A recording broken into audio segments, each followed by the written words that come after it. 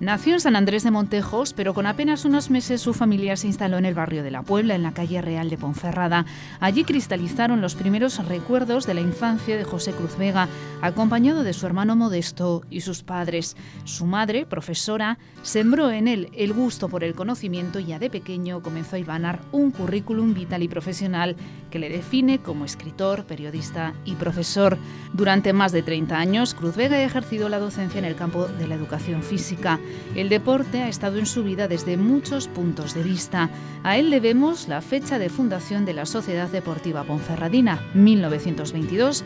Quitarle 17 años de vida al club le costó hasta amenazas. Es una de las curiosidades que encontramos en su libro Historia de la Ponferradina, un club que vio jugar por primera vez en 1954, pero su gran pasión es sin duda el teatro. Fue el primer director del grupo Conde Gatón, corresponsal de la revista nacional Primer Acto e introductor del Café Teatro en Ponferrada. Ha escrito más de 40 obras que han representado grupos que además ha dirigido. Muy trabajador, devorador de libros y buen padre de sus hijos, Ana, José Alberto y Jorge, que heredó su gusto por el cine, Cruz Vega es un autor imprescindible para entender la historia de Ponferrada. Cruz Vega, bienvenido. Pues bien hallada. Bueno, realmente José Cruz Vega Alonso, Cruz es nombre, ¿no? Efectivamente, nací un 3 de mayo y entonces, como era el Día de la Cruz, me pusieron delante José, afortunadamente. Entonces el nombre de Cruz no estaba muy popularizado, como fue posteriormente. ¿Naces en San Andrés de Montejos? En el mismo pueblo. ¿Y dónde pasas la infancia? ¿Allí en el pueblo o ya en Ponferrada? No, yo me considero de Ponferrada porque a los 3 meses, prácticamente, yo creo que ya pasé a vivir aquí, cuando mi padre entró a trabajar en la central de la minera siderúrgica de Ponferrada, y ya pasé a vivir en Ponferrada. Por tanto, me considero de nacimiento San Andrés de Montejos, pero de Ponferrada. ¿Y de qué barrio?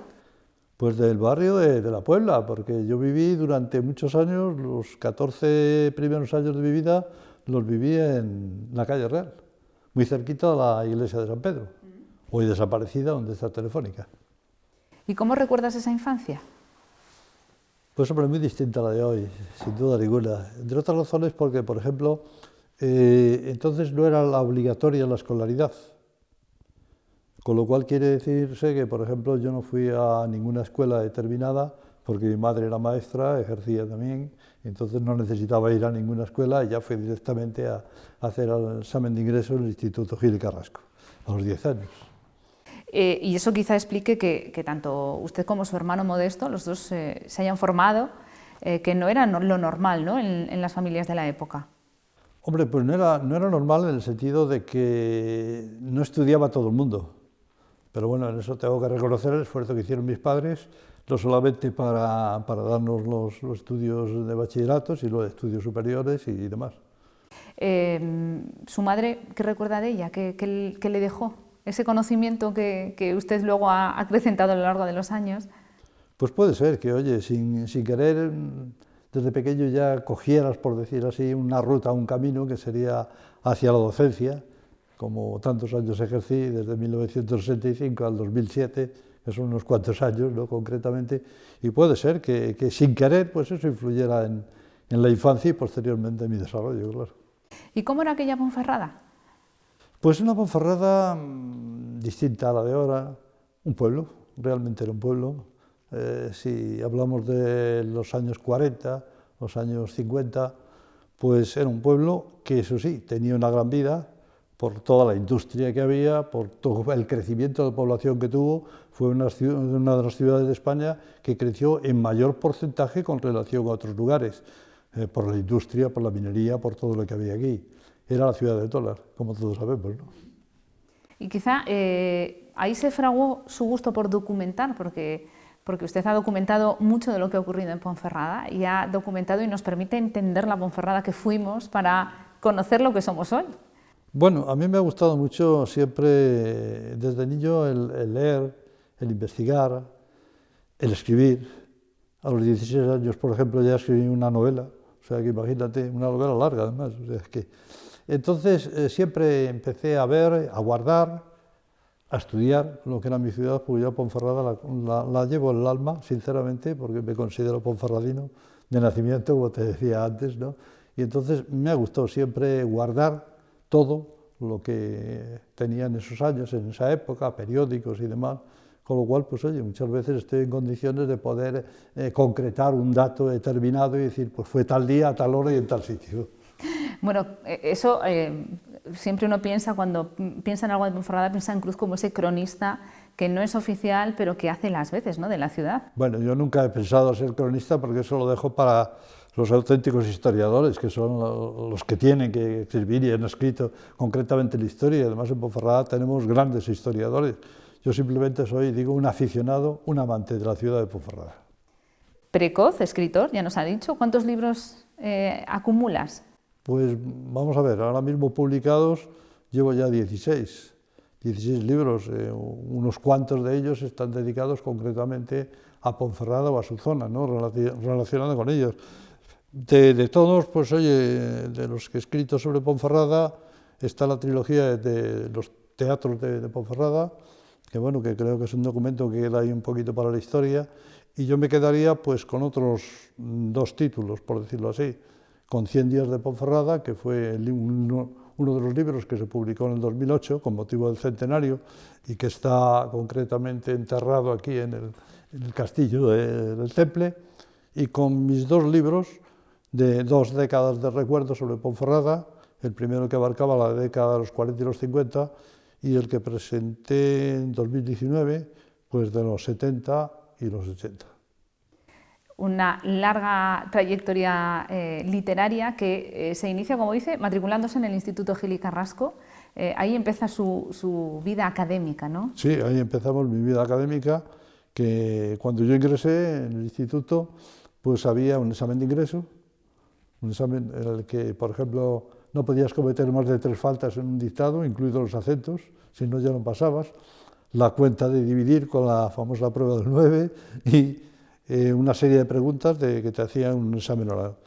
Entonces yo ingresé en el instituto y tenía por delante 7 años, pero me coincidió el cambio de planes de estudios que hizo Ruiz Jiménez y pasé a tener en 4º la reválida de bachillerato elemental, en 6º la reválida del bachillerato superior y posteriormente el curso preuniversitario, que era el que te abría las puertas para estudiar carreras superiores. ¿Y cómo era aquella vida estudiantil en el Gil? Pues no lo sé, y sin duda ninguna muy distinta a la de hoy. Había menos diversiones, había diversión por descontado, pero menos que en la actualidad y sobre todo no estaba tan al alcance nuestra como puede estar hoy, ¿no? Yo creo que se estudiaba mucho, se trabajaba en este sentido intelectualmente mucho. Y lo demás, pues la vida era, pues eso, la de una ciudad de provincias que tenía de todo, que se vivía bien, que corría mucho el dinero, pero que bueno, los niños estábamos, vamos, los jóvenes, los muy jóvenes, pues estábamos un poco dentro del ambiente familiar, como si dijéramos. Pero sus 2 progenitores trabajaban, que tampoco me imagino que sería lo normal para la época. En su casa me imagino que el dinero no faltaba. Trabajaba mi padre, concretamente, ya te dije que en la central de la minera siderúrgica, y mi madre daba clases. ¿Era maestra? Era maestra, sí. Como casi todos mis antecedentes. O sea que su camino casi estaba marcado de antemano. Bueno, tanto mi hermano como yo, pues nos dedicamos a la enseñanza, en efecto. Aunque, bueno, en su currículum podemos ver que cursó estudios de ciencias políticas y económicas, estudios superiores en sociales y sindicales, y luego finalmente la licenciatura de Educación Física, que posiblemente que es como todo el mundo le conoce, ¿no?, como profesor de Educación Física. Sí, porque realmente fue una larga trayectoria desde 1977 al 2007, 30 años, prácticamente en el Álvar de Mendaña son muchos años, ¿no? Eso quiere decir que, no sé si por mis manos o por mis pies, pasaron cientos y cientos de alumnos, de los cuales con lo que el mejor recuerdo que tengo es cuando aquellos chicos que tenían 15, 16, 17 años, 14, pues ahora ya tienen 50 o más y te paran por la calle y se interesan por ti y sobre todo recuerdan aquellos años en los que yo fui su profesor. Una época en la que me imagino que la educación física no tenía la importancia que tiene hoy día. Bueno, vamos a ver, indudablemente ha evolucionado todo. Sin embargo, la educación física esperamos en un momento determinado, allá por el final de la década de los 80, que tuviera una mayor relevancia de lo que ha tenido. Y sin embargo se ha quedado un poquito estancada. No quiero decir que fuera la María de antes, ni mucho menos, pero sí que se ha desarrollado, ha crecido, ha mejorado, y hoy por hoy es totalmente distinta a la que impartían en aquellos años del bachillerato mío, por ejemplo. ¿Y era un profesor duro? Porque yo conozco gente a la que he suspendido. ¿Qué significa un suspenso? ¿Un suspenso? Pues hombre, depende de cómo se viene, de qué óptica se viene, ¿no? Pues es que no has alcanzado el nivel mínimo, ¿no?, que se te pedía. En educación física también hay que tener en cuenta pues, muchos factores, ¿no? No puedes a todo el mundo calibrarlo por el mismo nivel. Pero bueno, enseña mucho, ¿no?, un suspenso. Hombre, puede enseñar, puede servir para dos cosas. Una, para desmoralizar a una persona, y otra concretamente pues para hacerle superarse esa barrera, es decir, no he podido, pues voy a intentarlo. Y esa pasión por el deporte es lo que le llevó a desarrollar esa otra faceta como cronista deportivo, como periodista deportivo. Bueno, a mí siempre me gustó el deporte, ya desde niño. Desde que era muy pequeño yo leía las crónicas deportivas que se publicaban, por ejemplo, en el semanario Promesa cuando tenía 7 años, 8 años, y ya vivía, por decirlo de alguna manera, pues un poco la marcha de la Sociedad Deportiva Ponferradina.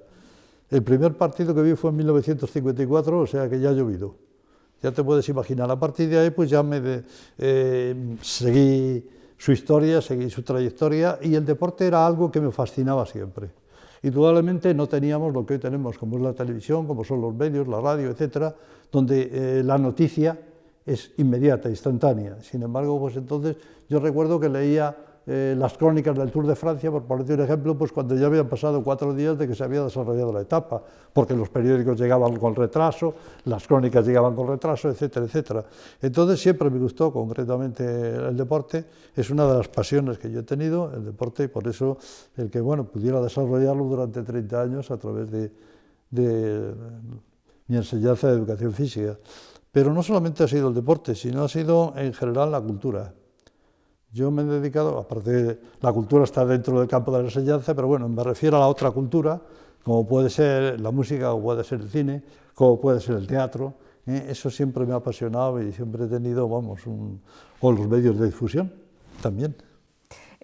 Por acabar con la parte deportiva, usted escribió la primera historia de la Sociedad Deportiva Ponferradina. Sí. Usted recopiló, ¿no?, la historia del club emblema. Fue una época muy difícil, porque ten en cuenta de que yo los datos los empecé a obtener en 1990, se publicó en el 94, finales del 94, 95, primeros del 95, y entonces no había los medios que hay hoy.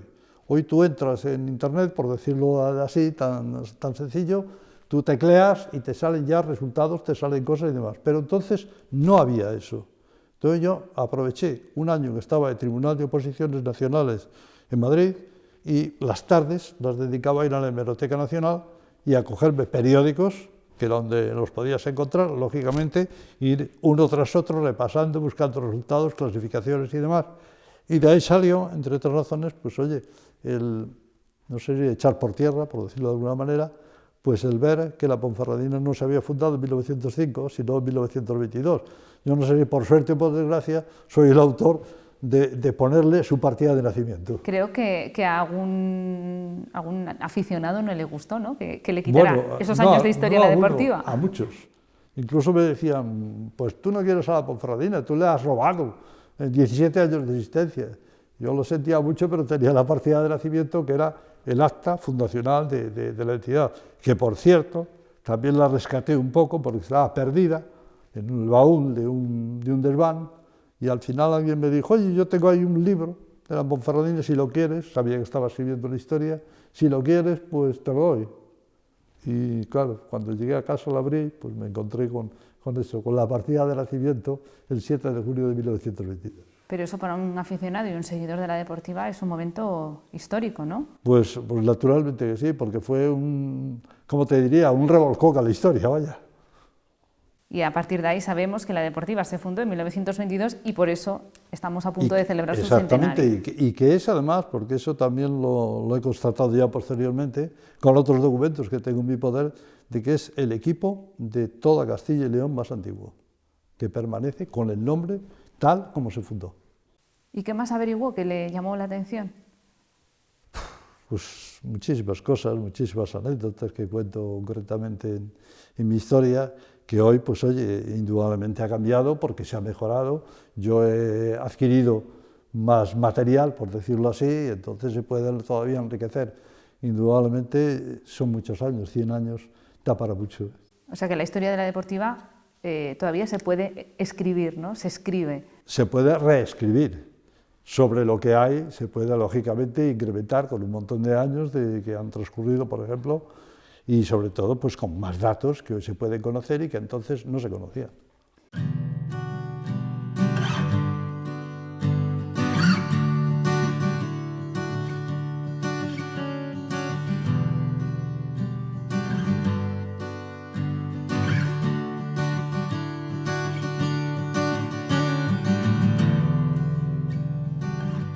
¿Y nunca le dio por jugar, por pasar al otro lado?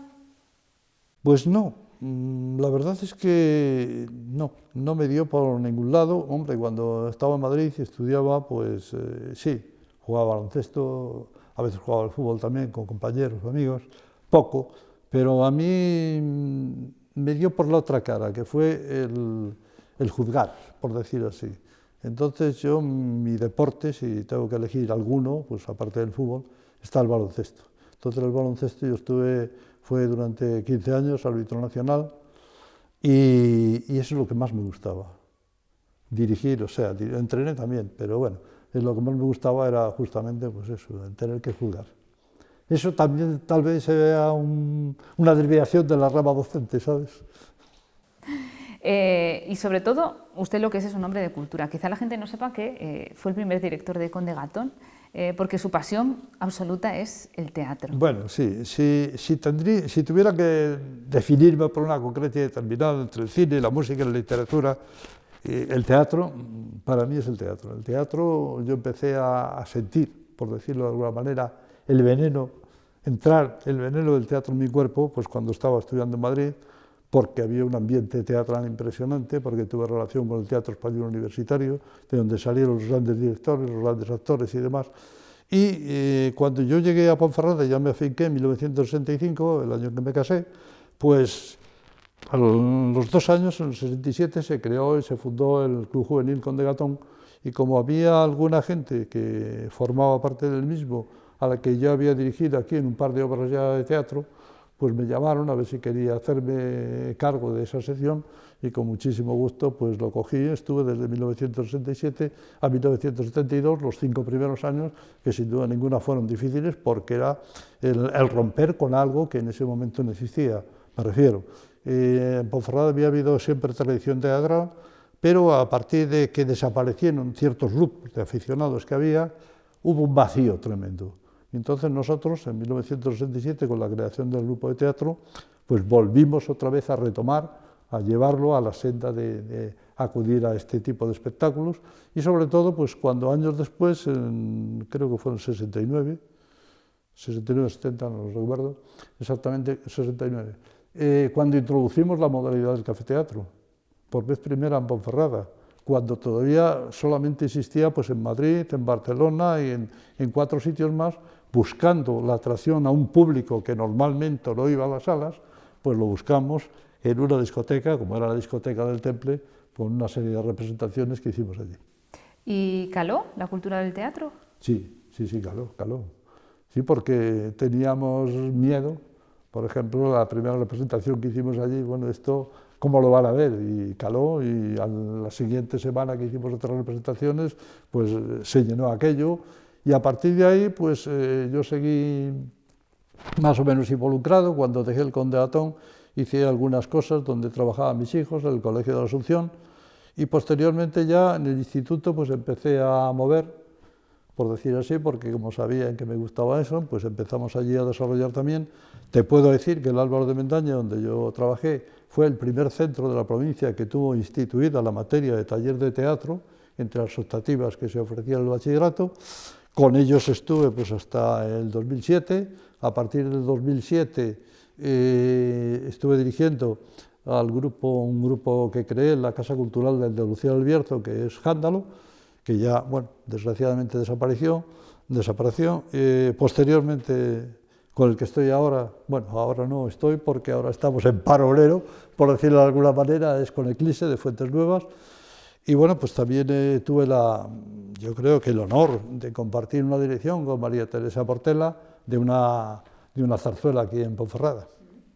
Y su pasión sigue, me imagino. ¿Le gusta leer, consumir teatro? Y me gusta escribir, sobre todo.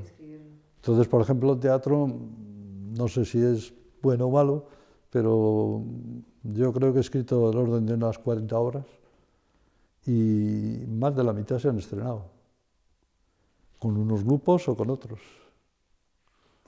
El teatro le gusta, pero también cuando ha tenido oportunidad ha documentado, ¿no?, esa otra parte cultural de Ponferrada, la que habla de los cines, las salas. Bueno, hombre, es que es lo lógico, son los cines a los que íbamos cuando era uno niño, ¿no?